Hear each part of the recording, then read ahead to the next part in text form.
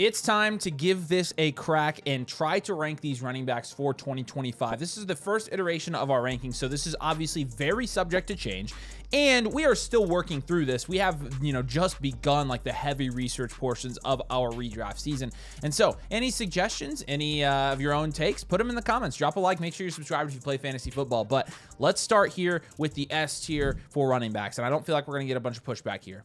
Saquon, Bijan, and Jahmyr Gibbs. Saquon obviously coming off of not only running back one season, not only that, but also a Super Bowl and a new contract extension. We expect Saquon to get the ball as much as he did last year. There's nobody else there. He's going to be a heavy feature part of that offense. A lot of people are going to say, okay, they didn't take away the tush push. The tush push didn't matter last year for Saquon. And yeah, Saquon would maybe have the best fantasy season of all time without the tush push. But even with the tush push, Saquon's going to be right here, and he's going to be producing all the same. Bijan Robinson, kind of the same thing. Bijan, with Bijan and Gibbs, I don't really have a super strong preference one over the other when you're looking at what Bijan did last year. I mean, he was a top 5 running back, right? And Jahmyr Gibbs was a top 5 running back. And both of these guys, in terms of their situation, I think Jahmyr Gibbs, he has more reason to be concerned from a situational standpoint in the sense that, they don't have Ben Johnson there. But when you look at the decreased usage for David Montgomery and how they kind of were giving Jahmyr Gibbs more snaps at the end of the year, I think that kind of, offsets it. Not to mention, Gibbs was the running back one last year,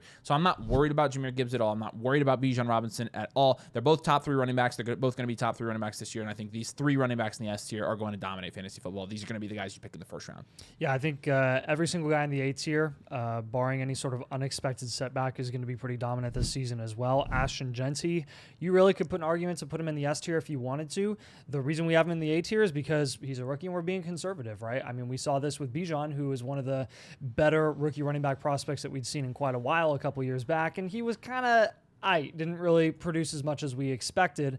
It took him a little bit more time in terms of like his upside. So Jeanty, I will say, like with Jeanty, I'm a lot more confident this year in what he's able to do straight out as a rookie right away in a Pete Carroll offense. Where I mean, you've seen what Pete Carroll's able to do for running backs in his respective offenses over the years. I mean, Marshawn Lynch, Chris Carson. You remember the Chris Carson days? Those were amazing. We love seeing those. I think they've really built this offense to be very run heavy with Jeanty, and then obviously you've got Bowers as well, who I think is going to be their primary recipient in the receiving game. I think they're both going to complement each other, open the field for each other, and really help one another produce. I think both of those guys are going to be crazy in that offense, but Jeanty, top of the A tier, super comfortable with it. Derrick Henry is just going to continue to do Derrick Henry things and, have 2,000 rushing yards as a 30-year-old running back, or just under that last season. He's going to do the same thing this year, as long as he doesn't get hurt. And by the way, like, he never gets hurt. He missed half a season a few years back, and he's in the best situation that he's really honestly ever been in. Lamar and his rushing upside just makes Derrick Henry better. They've really found a perfect in-between in limiting his snap share while maximizing his rushing opportunities. He doesn't have to be on the field all the time for him to be a top producing running back. Devon Achane has to stay healthy. He did. He played a lot of the games last year. I think he had a concussion last season, but other than that, I think I would count on him. I mean, from an upside perspective, this guy has as good of an upside outlook as anyone in the S tier. Again, you're just in an offense that's a little bit more questionable, and obviously you have the size concerns, the injury concerns, not just with Achane, but also Tua. When you see the splits of what Achane was able to do when Tua was on the field versus off the field, there's a stark contrast, a stark difference there, and that's a concern that you have heading into this season. That's pretty much the only yellow flag, honestly, for Achane. Otherwise, I'm taking him at price, man, in the second round. You got CMC as well, coming off of the injury from last season. He's looking to be fully healthy this year. All news reports are saying that the calves are fine. And yeah, there's an inherent risk with taking Christian McCaffrey, but I don't think anyone's going to argue with this. 25 points per game is his upside, and I think that's his upside this season as well. These guys in the next year have a little bit lower upside, but all of them, I think, have a fair amount of upside in the sense that you're getting them, and these guys are going to be like the low-end running back ones this year in fantasy, or competing for those spots, or maybe competing for a mid running back one spot as well. Kyren Williams, you've seen him kind of be that mid running back one that I'm talking about the last 2 years, where he's finished as the running back 7 in PPR leagues each of those 2 years. And with Kyren, they bring in Jarquez Hunter, but last year they brought in Corum, and everybody thought that was going to make a difference. It didn't. I don't think Hunter will make a difference. And with Kyren, I mean, the production profile speaks for itself, right? He had 316 attempts last year, 1,300 yards, and 14 touchdowns. The receiving upside makes Kyren Williams have a little bit of a lower floor than some of the guys ahead of him, and even some of the guys in this tier. However, with Kyren, he's going to be getting all the volume there. He is consistently produced as a top 7 running back since, he started getting the volume. And so as long as he's the guy there, I'm comfortable putting him here in the running back 1 range. Same thing with Jonathan Taylor. JT was actually a running back 1 last year. He was the running back 12 in PPR leagues, which is kind of amazing because he did it in 14 games. Yeah. And he honestly wasn't efficient either. You're looking at his efficiency metrics. He was 24th in true yards per carry, 24th in yards per touch, and all while being 2nd in snap share and 1st in opportunity share. He was 4th in rushing yards as well. But this is really the one thing you can point to. It's literally opportunity over everything. It is how many carries you get. And he was 5th in the league in carries, 22 carries per game for Jonathan Taylor. And it's really not going to be any difference this year, right? They have Tyler Warren, but Tyler Warren's not like a Bowers 10 to 12 target a game type tight end. And so it's not going to lead to them throwing the ball more. And JT's probably going to get every single valuable touch in that offense. They bring in DJ Giddens, but he's not going to make a difference, at least this year, for Jonathan Taylor, who I expect to be extremely productive. Now, Bucky Irving was almost a running back 1 last year, which is just as impressive as JT, in my opinion, because he wasn't even the lead back there until like week 6. Weeks 1 through 5 last year, he was the snap share 31, 35, 32, 42, and 43. Now, it's worth noting, a lot of people point to that, and they're like, yeah, but even after he became the quote-unquote lead back, there were some games where he was having 42, 43% snap share, 35 later in the season, even again 44, and he also was having some games, though, 72. He got over 70 once. The rest of them were about 55, 54. And so with his snap share and his opportunity, that's kind of the one thing with Bucky Irving. On the other side of this, he didn't have a ton of it, but he was the most efficient running back in the league on a per carry basis last year when you're looking across the board. I mean, he's top 5 in every efficiency metric. And so if you take that and say maybe they give him even a little bit more volume than they did last year, it sets him up to be a running back 1 pretty easily. I mean, the math is pretty simple, and so I think he's going to be a mid to low end running back 1 this year. And then we're going to be aggressive. And I honestly don't think there's a reason not to be aggressive with Omarion Hampton here. At the point where you spend a first-round pick on a running back, you are basically guaranteeing that running back is going to be a bell cow guy. Omarion Hampton's also built like a bell cow guy. He is a bell cow workhorse back. And a lot of people may point to Najee Harris, who we'll rank later in this video, and say, yeah, maybe this is a reason that we're not as high on Omarion Hampton this year. And he's also a rookie, so you guys have rookie fever and you need to temper your expectations. Look, if you want to fade rookies, I totally get that. But the fact of the matter is, because he is a rookie and because he's not a known name, in your fantasy football leagues, Omarion Hampton is going to be going lower than most of the guys with his upside, because Omarion Hampton does have top 5 running back upside this season and for seasons to come. And so when you're looking at where we're ranking him as a low-end running back 1. This is the guy, again, with the skill set to be extremely productive in a Greg Roman offense, mind you, on the Chargers from day 1. And so we think he's going to be productive in year 1. We have high expectations for him. Yes, we are being aggressive. No, it's not because we have rookie fever. It's because Omarion Hampton is that dude in that offense. It's a great offense, great situation. He's going to get all the carries there. And yes, maybe Najee Harris comes in and gets a couple. It's not going to matter when you're talking about the valuable carries. Hampton's going to get them, and we think he could be a running back 1 as early as this year. Yeah, so the top of the C tier, we're going to start with Josh Jacobs. I think Jacobs really, when you looked at the full volume of work last season, it was a big success for him. I think he really met expectations in what was a better offense in Green Bay, and we're going to see that continue this season. I think you really saw, especially towards like the second half of the year, Green Bay started to find their identity in the run game with Josh Jacobs and how effective he was there. 1,300 yards. He ended up 8th in points per game, 17.2 points per game, which was 2 less than his best year in 2022. I mean, a big step up from what he did in 2023, which was a huge disappointing season.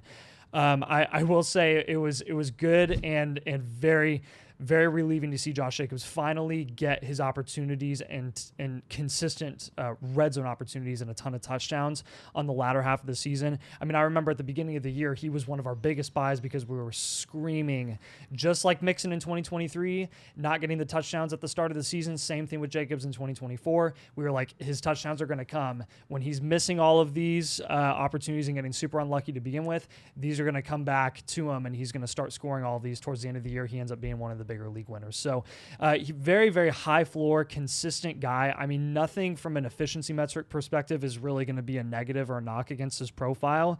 A good average on the season, 4.5 yards per carry, 4.42 yards per carry. And I mean, his floor was just unbelievable last year. I mean, for a guy who did not score but 1 touchdown in the first 6 weeks of the year, his floor was like 11 points. So this guy, again, it's all about the volume. It's all about the opportunity, just like Jonathan Taylor in the tier above. With Jacobs, he's got a lot of wear and tear on him in terms of like the touches across his career, but I think he's going to continue his success this season in a good offense. Breece Hall has more questions, but you've seen what he's capable of doing, obviously coming off of the ACL tear in 2023. He finished as a running back 2 in a down running back year, granted. I mean, I think he averaged on a points per game perspective the same amount that Jacobs did in 24, who was a low-end running back 1.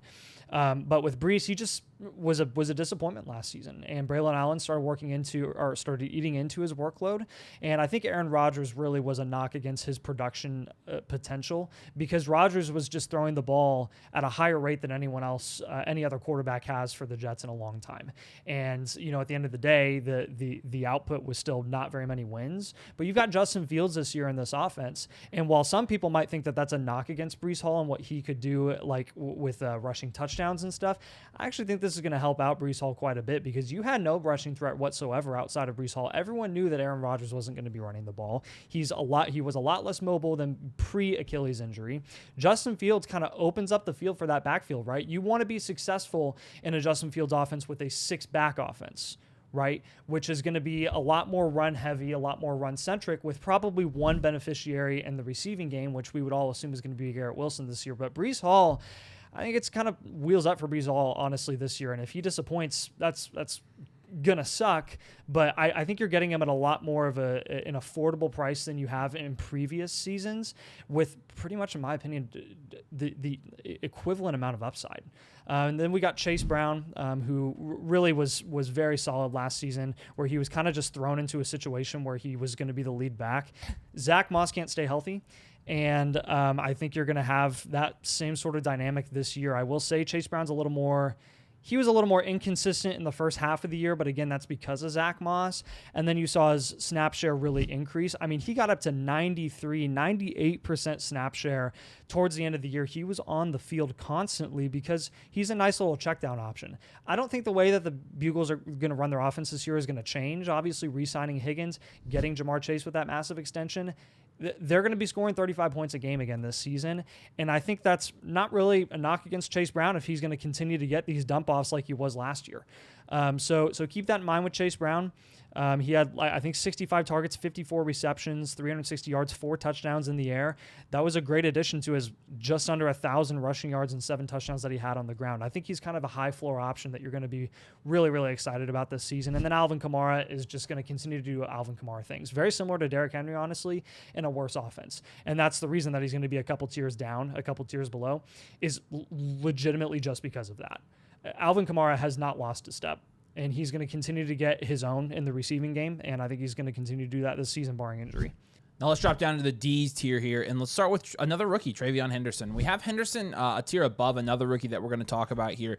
Henderson goes to an offense, with Ramondre Stevenson. A lot of people will point towards, Mike Vrabel's remarks about Ramondre Stevenson, how he's a big part of what they're going to do. And I can't stress to you enough, anything that is said by an NFL head coach from now until the start of the season means absolutely freaking nothing. It means nothing. And you learn that after years and years of playing fantasy football and getting high on hopium that you are your favorite player, your favorite sleeper is going to see the field because an NFL coach says he's important to the operation. Did you say high on hopium? That's what I said. That was awesome. I've never heard that. And he said this, all in the midst of Ramondre like going through some terrible personal situation or something like that. And so it means zero. It means zero. And the fact of the matter is they didn't draft Henderson in the early second. We talked about running backs that go in the first. Early second, kind of the same thing, right? I mean, this is very high draft capital for a running back, and they're going to use him. I think he has the most complete skill set in the sense that I think he has some receiving upside as well that will help propel him to probably a running back to finish this year in fantasy football. Kind of the same thing with Joe Mixon. When you're looking at Mixon's advanced analytics compared to somebody like James Cook, who's also in this tier, Mixon, kind of similar to what we were talking about before, 5th in opportunity share here, right? 77%, but his team was only 22nd in team run plays per game in the Texans. And when you're looking at his efficiency metrics, he was 45th in true yards per carry, 30th in yards per touch, 24th in juke rate. He was 26th in yards created per touch. Not an efficient back last year. He's not. And so they bring in Woody Marks. We'll talk about him a little bit later. He could end up seeing the field a little bit, but Mixon, I think, he's solidified himself as a running back 2 at this portion of his career. And there are a lot of running backs, I think, that have the opportunity to jump him this year. And that wouldn't surprise me all that much. And then James Cook. And we talk about James Cook, and really the one statistic from last year that jumps off the page with James Cook is his touchdowns. He was second in the league in touchdowns. I believe he had 18 total touchdowns last year. And that's a good thing, right? But the Bills were 8th in team run plays per game, and James Cook somehow only managed to be 25th in opportunity share and 24th in weighted opportunities. Now, he was efficient. He was 12th in yards per touch. Not really great in yards created per touch, but he was, I would mark him as an efficient back last year. The fact of the matter is, when you have 40+% of your production from a scoring standpoint coming from touchdowns being the most volatile statistic in fantasy football, you can't really bet on James Cook to be that running back 1 like he was last year. And so our prediction for James Cook this year is his touchdowns regress a little bit, and he becomes a running back 2. Still a very solid option. I think his price reflects running back 2 upside this year. Still great option for your fantasy team. Definitely don't want him as my running back 1, but somebody that is on a good offense. And again, even though he's not getting every single snap there, he was getting the red zone carries, and that's really what counts. And so he definitely will be productive going into 2025. So F tier, we're going to start with a couple of rookies. We actually have a number of rookies in this tier altogether, but Quinshon Judkins going to be at the top. He's a running back 1 for the Cleveland Browns, who don't have a quarterback. Actually, they have 5 of them, but none of them really matter. That entire organization is in shambles, and I literally think their offense is going to run through Quinshon Judkins. I mean, you can't count on consistent passing game production when you don't know who your quarterback is going to be heading into the season, and those 5 quarterback options are Flacco, Gabriel, Shedeur Sanders, Deshaun Watson, who won't even play this year, and Kenny Pickett. So it's going to be ugly there, and I really think that the star of that show is going to be Judkins. I mean, he's been drafted to be the Nick Chubb replacement. He gets great draft capital, drafted actually ahead of Travion Henderson in the NFL draft, early second-round draft capital. They're going to be running the heck out of the ball this year if they want to have any sort of offensive success, and they're going to have to run the ball first.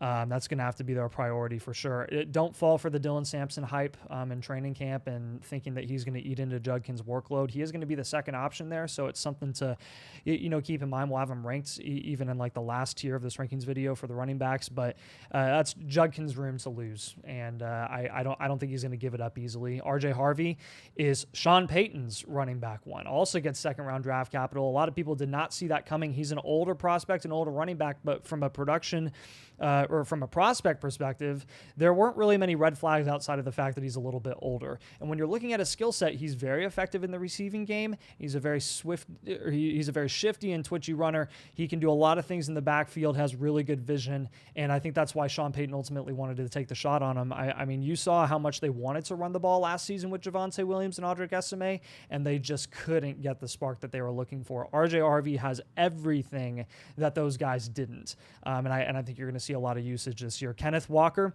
he just has to stay healthy, man. I mean, when he's on the field and he's playing, he's electric, he's amazing, and he can score a lot of points. He doesn't have a ton of receiving upside. This guy's floor is so gosh dang low, which is why he's not a tier above this.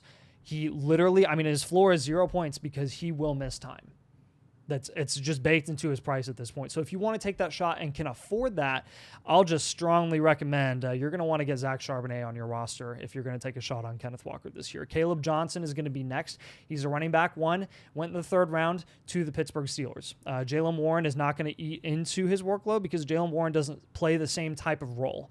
Jaylen Warren's a change of pace receiving running back, and Caleb Johnson is going to do a lot of the ugly work, and he's going to get a lot of the short goal line opportunities, short yardage situations on 3rd down and whatnot. He's going to have a lot of production upside capability. Again, you just don't know what his floor is going to be in an offense that's very up in the air this season as well. Chuba Hubbard was a running back 1 last year, guys. Don't forget that. I mean, while there are questions in this offense overall, and can he sustain his production from last year to this year, I understand that. Very relevant, very valid questions. The guy had 1,200 rushing yards last season and 10 touchdowns, and I mean, he looked the part. He was able to take that bell cow workload, 250 carries last season. I mean, if he can carry that on to this season, I think you're going to have another low-end running back upside potential year for this guy. Again, he's just got to stay on the field. He's got to continue to show that he can maintain that workload and be efficient as well. 4.8 yards per carry last season. So again, I understand the questions and the reservations that you might have with a guy like Chuba, but I think it's worth taking the shot at price right now, especially when we're ranking him as a mid running back too. Anyways, we're being conservative. James Conner, same sort of situation. He gets a lot of carries, a lot of opportunities. How much is that going to go down with Trey Benson starting to potentially eat into that workload? We don't really know. His floor also can be very low because he has struggled with injury over the course of his entire career. But when he's on the field and he's playing, this guy is aged like fine wine in the NFL. And from a fantasy perspective, he's just gotten better and better every single year and more efficient somehow. He's just such a well-rounded, such a solid, true, proven veteran running back that you can rely on when he's on the field. Let's jump down to the G tier here. We're going to start with David Montgomery. When you're looking at the utilization between Gibbs and Montgomery last year, weeks 1 through 10, it was like 52-43 Gibbs versus Montgomery. Obviously, you had Gibbs 49% of routes, so 30% of routes, things like that. When you're looking week 10 on for these two, it goes to 61-37% in terms of snaps. Their routes goes to about 57% to 28%. Their targets go 14% to 8%. I mean, really, at the end of the season, they really did move away from using Montgomery, not only altogether, but especially in the receiving game. And so I think you have to look at that and, at least temper your expectations with Montgomery in the sense that I think we have him ranked correctly. He obviously had running back one upside. Like the last 2 years, really, like he was right there in that high-end running back two upside range. And so something to think about with Montgomery. Aaron Jones is in this range as well. And with Jones, you're really just looking at him versus Jordan Mason. Last year, Aaron Jones did get the majority of the work there because there really wasn't anybody there. But Mason, I think, does present somewhat of a threat to come in and take snaps from Aaron Jones. I do still think Aaron Jones is the one there. They paid him to be the one, and I think they'll use him as the one. Tony Pollard, kind of a disappointing year last year from Tony Pollard compared to, I think, what maybe people expected of him. But he's the running back 21 last year. He had 260 carries and only 5 touchdowns. You really don't see the touchdowns coming. It's a bad offense. You really generally don't like to buy into these running backs on bad offenses, and Pollard is no exception to me this year. DeAndre Swift kind of goes from, hey, he's on a bad offense to, hey, he's on a good offense now. And Swift has been all over the place. But you look at his career game log here, or his career log in all 5 years he's been in the NFL. He has finished between running back 15 and running back 21 all 5 years. And so my guess is that this year he finishes between running back 15 and running back 21. Based on historical trends, I would say that's probably true. Isaiah Pacheco, who truthfully, probably Kareem Hunt needs to be on this list, by the way. Truthfully, not super high on Isaiah Pacheco. Mainly given the fact, and I just want to plug this in, mainly given the fact, though, that when Pacheco did come back, and I do understand that he was hurt last year, but when he did come back, I mean, it's not like he was dominating Kareem Hunt in terms of snaps, right? When did Pacheco come back last year? Oh, man. It was like towards the very, very end of the season. He came back week 13, right? Yeah. So let's just look at week 13 on. Again, I know he was hurt. He was coming off of a broken leg, so I don't think anyone really expected him to do that much, but it's definitely worth noting. I mean, the snap share was awful, and it didn't go up because he just didn't look good throughout the playoffs. He didn't look good. That's kind of the main point. He didn't get better.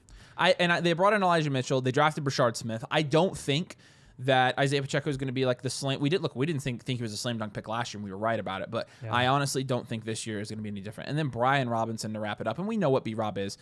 He's going to score some touchdowns. It's a good offense, which is awesome, right? I mean, it's awesome that he's playing in an offense now with Jaden Daniels. But even last year in 14 games, he's the running back 29.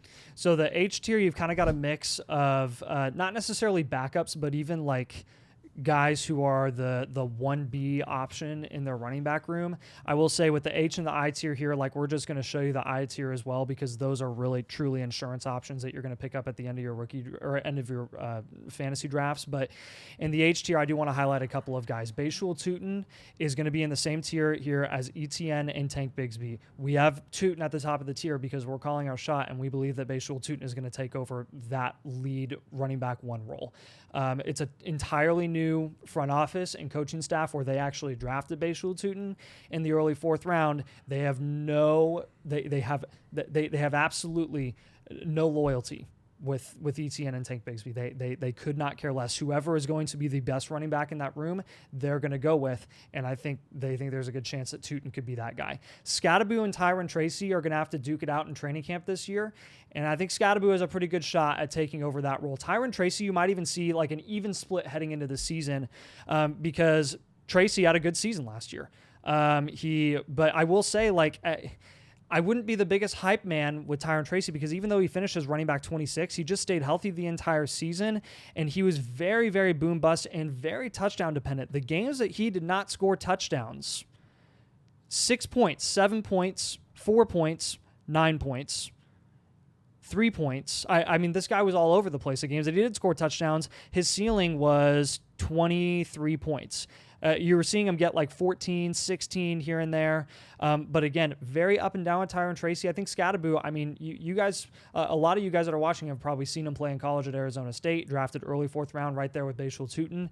A lot of people believe that he fell in the draft as well. I think that Scatterboo has a very, very solid chance at taking over that lead back role. Zach Charbonnet is backing up Kenneth Walker, but he also gets some opportunity. He doesn't just play a backup role. He'll get some relevant touches there. Jaden Blue and Javonte Williams is another running back duo that I think they're going to duke it out in training camp as well. Javonte Williams obviously has a history of injuries. Jaden Blue, 5th round draft capital, nothing to write home about, but he does have, he ran a 4.28. He's very speedy. He's got some receiving upside and capabilities as well.